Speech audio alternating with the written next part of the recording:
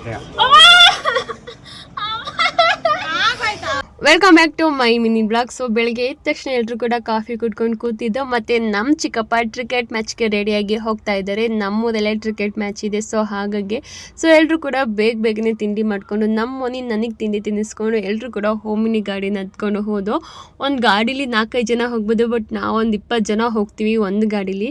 So ನಮ್ಮೂರಲ್ಲೇ cricket match ಇರೋದು.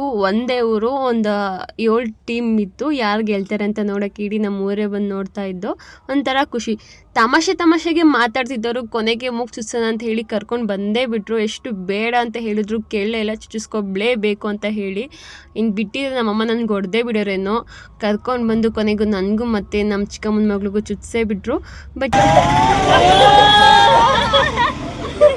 ಮುಂದೆ ಒಂದಿನ ಚುಚ್ಚಿಸ್ಕೋಬೇಕಿತ್ತು, ಬಟ್ ಅದು ಈಗಲೇ ಆಯಿತು ಅಷ್ಟೇ.